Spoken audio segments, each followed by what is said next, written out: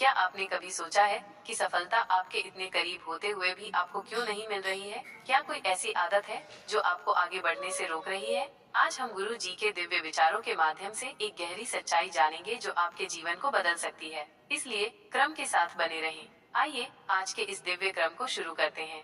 सबसे पहला प्रश्न ये है कि सफलता की राह में सबसे बड़ी बाधा क्या हो सकती है? गुरु जी कहते थे, मनुष्य की सबसे बड़ी बाधा उसका खुद पर संदेह करना है। सफलता की राह में सबसे बड़ा रोड़ा ये है कि हम खुद को कम आंकते हैं। क्या आप जानते हैं कि जब हम अपने मन में बार बार सोचते हैं कि मैं ये काम नहीं कर सकता या ये मेरे बस की बात नहीं, तो ये सोच एक ऊर्जा बनकर हमारे कर्मों पर असर डालती है, क्योंकि जैसा हम सोचते हैं वैसा ही हमारे जीवन में घटनाएं भी होती हैं। गुरु जी हमें सिखाते हैं कि हमें अपने संदेह और आलस्य को त्यागना होगा, क्योंकि यही वो आदत है जो हमारी सफलता को रोक रही है।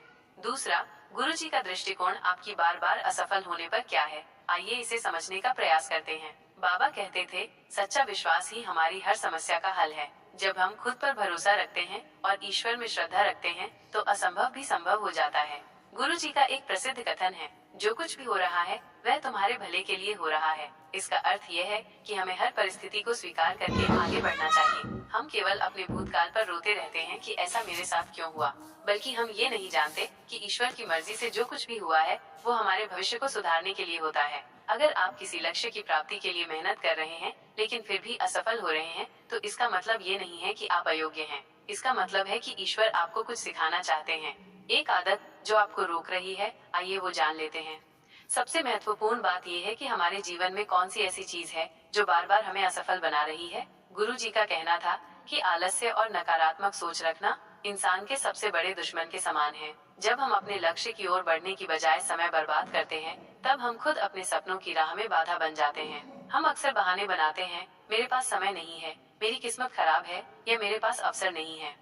लेकिन सच ये है कि जब तक हम मेहनत नहीं करेंगे तब तक कोई अवसर नहीं मिलेगा। आइए अब गुरु जी के 3 सफलता के कुंजी सूत्र जान लेते हैं, जो आपको एक सफल व्यक्ति बना सकते हैं। अगर आप अपनी सफलता की राह में आ रही बाधाओं को दूर करना चाहते हैं, तो गुरु जी के 3 प्रमुख सूत्र अपनाएं। पहला सूत्र है सेवा भाव अपनाना। गुरु जी कहते थे, सेवा ही सच्ची साधना है। जब आप दूसरों के लिए कुछ करते हैं, तो ब्रह्मांड आपकी मदद करता है। अपने जीवन में दूसरों की मदद करें, बदले में आपको सफलता जरूर मिलेगी।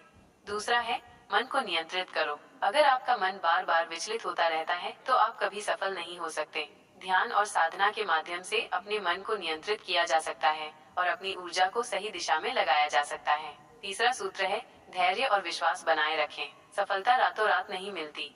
गुरु जी का कहना था कि ईश्वर पर विश्वास रखो और धैर्य रखो, सब ठीक होगा।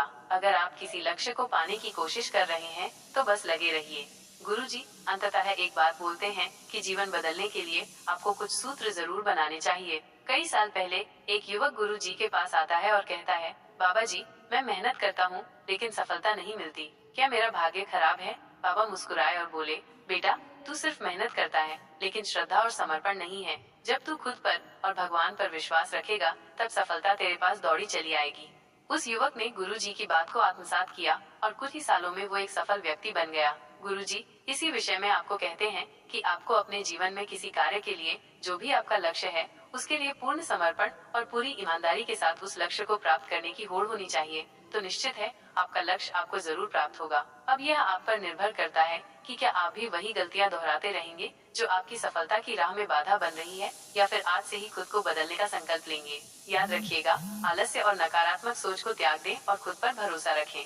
गुरु जी की शिक्षाओं का पालन करें और सफलता जरूर आपको एक दिन अवश्य प्राप्त होगी। अगर आपको यह वीडियो पसंद आया हो तो इसे अपने दोस्तों के साथ साझा करें और कमेंट में बताएं कि आपको गुरु जी की कौन सी सीख सबसे ज्यादा प्रेरणादायक लगी। इसी कामना के साथ विदा लेते हैं, मिलते हैं अगले क्रम में। तब तक के लिए जय गुरु जी।